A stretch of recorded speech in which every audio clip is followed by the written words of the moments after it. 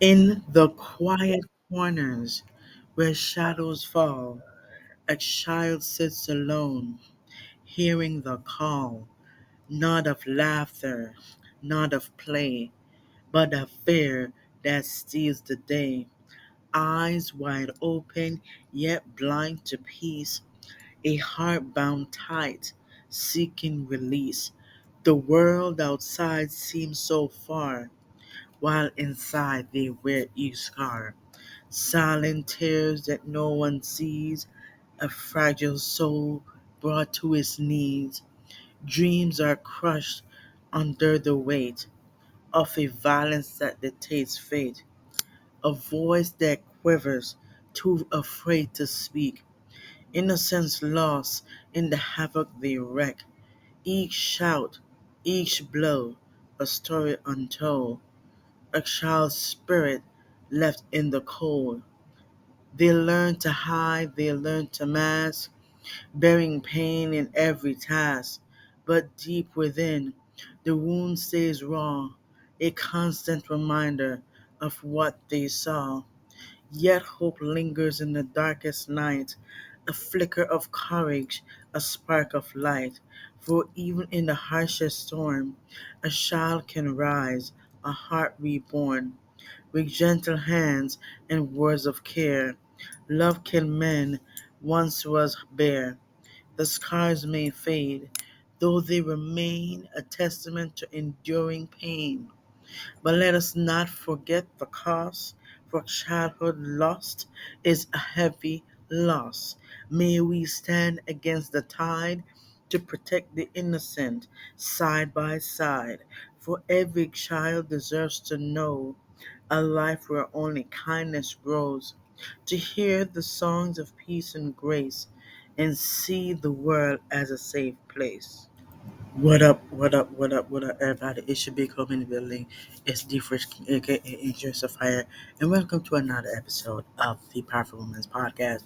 Thank you so much for watching the episode. You guys have been rocking with me since like season one. Thank you to all those who take the time out to watch this podcast. You guys have been amazing. I'm glad you guys be able to watch and listen to everything that are entertaining and informative. Thank you to all those who like the topics. And if you have any questions and if you want your topics to be in the podcast, let me know. If it's related to the series that I'm doing, which is focusing on domestic abuse, and share not just my story, because I already shared my story, and be able to share with you information on what I know about domestic abuse. So this is no ordinary episode. This is the type of episode that focuses on that, but this time, as you can tell by the topic, we're focusing on the impact on domestic abuse in children. This is the topic that we don't take lightly, but I want to cover it because I don't want to go into anything else. I will be doing the announcement probably in the next episode, or whenever I can, or post it on social media. So anyway, we are going to go straight to it because I want you to know this. I want this is a very sensitive topic, and I want to talk about this. So, in as you can see on the screen, yes. So we're going to focus on that. So the first things first, I just want to say, as I said before, I want to thank God. I want to thank you guys for watching. Thank you so much. I hope this information means something. I want you to share this to somebody who you know, so they could hear this. So we're going to jump into it. So about the impact on domestic abuse in children, because this is not something to take lightly. We're just going to jump straight to it. So the impact of domestic abuse on children is profound and multifaceted, affecting their physical and emotional, cognitive, and social development. Here's an in depth look at the various aspects of this impact, along with examples and information that you need to know. The first thing is emotional and psychological impact, and that is for trauma and fear. Children who witness domestic abuse often experience trauma, which can lead to chronic fear and anxiety. They may live in constant fear of violence, which can create a pervasive sense of insecurity. Like, for example, I would say a child who hears or sees a parent being abused may develop a heightened startled response, become hyper vigilant, or exhibit signs of post-traumatic stress disorder. That's short for PTSD, as you all know, because this is a famous word. The next one is depression and anxiety. The ongoing stress of living in an abusive environment can lead to depression and anxiety. Children may feel helpless, hopeless, and overwhelmed by their circumstances. And for example, I would say a child might withdraw from social activities, show a lack of interest in things they used to enjoy, or experience frequent nightmares. The next one is low self esteem. Children in abusive homes often internalize the negativity around them, leading to low self esteem. They may believe that they are unworthy of love and respect, mirroring the dynamics they see between the abusive and the victimized parents. Like, for example, I would say a child might struggle with self image, engage in self destructive behaviors, or have difficulty forming healthy relationships later in life. Yeah, that does, wow, that does happen for real. Okay, the second thing I want to talk about is the cognitive and academy impact. That's what I meant to say. We're going to focus on talking about developmental delays. That is basically exposure to domestic violence. It can disrupt a child's brain development, leading to delays in cognitive and language skills. So the stress of living in an abusive environment, it can hinder the brain's ability to develop normally. So for example, I would say a child may struggle with learning disabilities.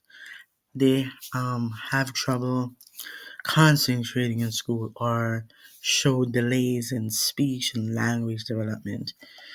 The next one I would say like is poor academic performance. I'm gonna so my take is this. The constant stress and distraction of domestic abuse can negatively impact a child's ability to focus, complete homework, and perform well in school.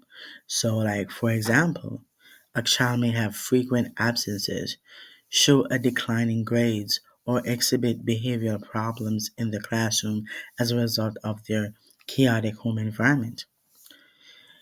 The next one I will think that comes to mind is difficulty with problem solving. So that is like meaning like chronic exposure to domestic abuse can impair a child's ability to think critically and solve problems. The chaos and unpredictability in their lives can make it hard for them to develop these essential cognitive skills. So, for example, I would say a child might have trouble making decisions, experience confusion in situations that require problem solving, or struggle with basic tasks that involve planning and organization. Yeah. The next topic we're going to cover is social and behavioral impact. So the that type of behavior, which is we're going to focus on the aggression and the behavioral issues. Children who witness domestic violence, sorry about that, are more likely to exhibit aggressive behaviors. I'm going to repeat that again. Children who witness domestic violence are more likely to exhibit aggressive behaviors. They may mimic the abusive behaviors they see at home or act out due to the stress and confusion they experience. So, for example, I would say a child might bully other children, get into fights, or display defiance towards authority figures. You know what I mean? So, the next one I want to talk about is social isolation. So this I want you guys to know this information. So the stigma and shame associated with domestic violence can lead children to withdraw from social interactions. They may feel different from their peers or fear that others will find out about the violence at home. So, for example, I will say a child might avoid making friends, decline invitations to social events, or isolate themselves during recess or group activities. That's another thing. The next thing I want to talk about is difficulty trusting others. Now, growing up in an environment where trust is constantly broken, it can make it hard for children to form healthy, trusting relationships. They may struggle with attachment issues and have difficulty trusting others, including friends, teachers, and caregivers. So, I would say, for example, I would say a child might have difficulty forming close friendships, display clingy or overly independent behavior, or struggle to accept help from others. Yeah, literally. The next thing I want to focus is on physical health impacts. The physical symptoms, so let's focus on that. The stress of living in a violent home, it can manifest in physical symptoms such as headaches, stomach aches, and other stress-related conditions. Funny thing, I experience all these, and I always go through headaches, something wrong with my stomach. I know I'm not a child, but I'm just saying it does happen to me. That I always have headache, I always have stomach problems, and I always got stress-related conditions. I'm just saying. These symptoms can often These symptoms are often a physical manifestation of the child's emotional turmoil. So, for example, a child might frequently complain of unexplained aches and pains, have trouble sleeping, or develop a chronic conditions like asthma or ulcers. Oh yeah, this happens too. The next one I want to focus is increased risk of abuse. Children who witness domestic abuse are at higher risk of becoming victims of physical abuse themselves. You know, the same parent or caregiver who is abusive towards a partner may also direct the violence towards a child. This does happen. For example, let me give you a good example. Say a child might have unexplained bruises, cuts, or other injuries that are inconsistent with typical childhood accidents. You know what I mean? The next one is long term impact. And we're going to focus on the intergenerational transmission of violence. I know you probably said, D, what is that? I'm getting to that. I'm going to explain what that is. So, children who grew up in an abusive homes are more likely to perpetuate the cycle of violence, either by becoming abusers or victims in their own adult relationships. This cycle is known as the intergenerational transmission of violence. So, for example, a child who witnesses abuse may grow up to exhibit controlling or violent behaviors in their relationships, or they or may find themselves in abusive relationships as adults. The next one I want to talk about is substance abuse and mental health issues. So, the long term effects of witnessing domestic violence can include a substance abuse, mental health disorders, and suicidal thoughts or behaviors. These children may turn to drugs or alcohol as a way to cope with their unresolved trauma, and that's not the answer. Drug is not the answer, and no, no, that's not the answer. So, for example, I would say a teenager who grew up in an abusive home might start experimenting with drugs or alcohol, develop depression, or engage in self harm. And by right, I don't recommend the drugs or the alcohol. Nah, teenagers shouldn't be drinking no damn alcohol. No, I'm just being serious. They ain't supposed to be drinking it. The next one is difficulty in adult relationships. Adults who were exposed to domestic violence as children often struggle with relationships, finding it difficult to trust and communicate effectively or establish healthy boundaries. So, for example, I would say an adult survivor of childhood domestic abuse might have a history of tumultuous or abusive relationships, struggle with intimacy, or fear commitment. So the next one I want to cover is protective factors, resilience. And we're going to go to this support. We're going to talk about more in deep in like deep in general, in like supportive relationships. So having at least one supportive non-abusive adult in a child's life can significantly mitigate the negative impact of domestic abuse. This could be a parent, relative, or mentor who provides love, stability, and guidance. So, for example, a child with a caring teacher who recognizes signs of abuse and offers support may develop resilience and cope better with the trauma they experience at home. Yeah. The next one is therapeutic interventions. Now, counseling and therapeutic interventions can help children process their trauma, develop healthy coping mechanisms, and rebuild their self-esteem. Early intervention is crucial. My bad. So early intervention is crucial in helping them recover and thrive.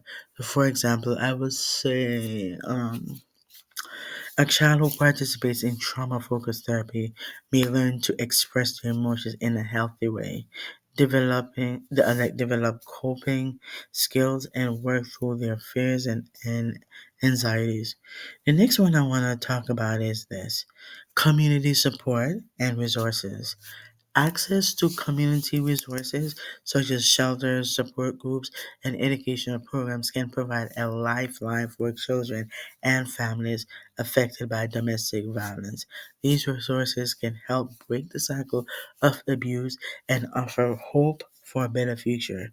So, for example, a family that finds refuge in a domestic violence shelter may receive support. They need to rebuild their lives, with the children benefiting from counseling and educational support. So, in conclusion, we're going to wrap up this. I have something to tell you guys. So, the impact of domestic abuse on children is profound and can have long lasting consequences.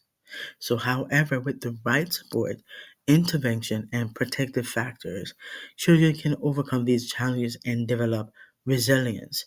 So, it is crucial for communities, educators, and caregivers to recognize the signs of domestic abuse and provide the necessary support to help these children heal and thrive. So, by breaking the cycle of violence, we can create a safer and healthier environment for future generations. So now, what I want you guys to do is this. Now, what normally I don't normally do this, but might as well. So there is going to be a cash app down in the description below. Now, all the funds that we would that it doesn't matter if it's $1, $5, whatever. This we're going to raise funds to get these children out of the situation in this because we're talking about children, y'all. Children are going through this type of thing in domestic abuse, and they've seen it when they were young, and then in their adulthood, there's remember there's consequence for that. They're gonna act act out aggressive. So let's help our children. Let's help the children to not be in this type of situation. So it doesn't matter what it could be $1, $2, $5, $10. We're going because once we raise enough funds, we're going to help the kids of this generation, so we can help the future generations to um to not continue this type of cycle because we want to break that curse. We're gonna break that in Jesus. We're gonna break that. So let's come together as a community and help the children because we're talking about children. We're talking about the children are going through this because they're seeing it when they're toddlers, not even toddlers, yet toddlers and kids. So you know what I mean? So let's help our help the kids. So if you have kids, if you have young kids and all, and you want this to stop, and you want their future children not to go through their future children to go, let's come together and help me make this world a better place by helping the kids. Me, I'm gonna say this. I don't have kids, but I'm telling you, if I have a kid, I will not want this to. I don't want my kid, my children's children to suffer these things. You know what I mean?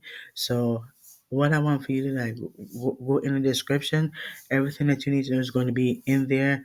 Go ahead, because the funds that we're going to that Powerful Moments podcast will receive is going to go towards the children and making sure the children have a place where they could, you know, because we're going to have a section. Powerful Moments podcast is going to have a section for children.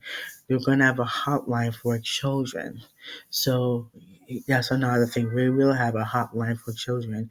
There's one for adults and there's one for children. So I'm gonna let you guys know this. So let's come together and make the world a better place, so this will not pass on to the future generation. So yeah. Anyway, guys. So to share this to somebody who needs to hear this. If this resonates with you, you know what you need to do. Share it and let me know. Message me and let's talk. So let's transition to talking to my future wife as we do in each and at the end of each topic. So here we go. Dear future wife, I find myself thinking about you often, wondering what our life together will be like and how we'll grow and build a future that reflects the love and values we both hold dear. Though we may not have met yet, or maybe our paths are just beginning to intertwine, I want you to know that you are already in my heart and in my prayers. Today, I want to take a moment to write to you, not just as a gesture, but as a promise of love, respect, and commitment that I will bring into our relationship. I promise to be your partner in every sense of the word.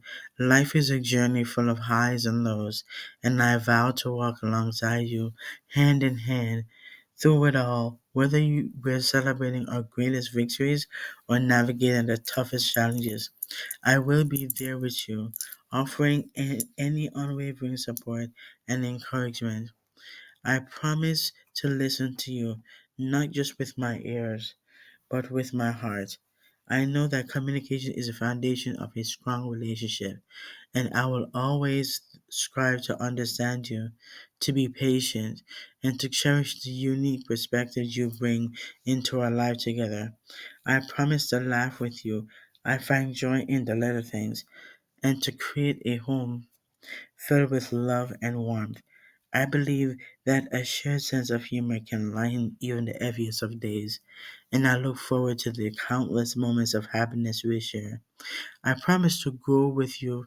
Life is a constant journey of learning and evolving, and I know that we will both change over time. I want to embrace that change and grow both as an individual and as a couple, always supporting each other's dreams and ambitions. I promise to love you deeply and truly to honor the person you are and the person you will become. My love for you will be the foundation of everything we build together, and I will cherish and protect it every day of our lives. As I write this, I'm filled with excitement and hope for the future. I know that when the time is right, our paths will align perfectly, and we will recognize in each other the partner we've always been searching for.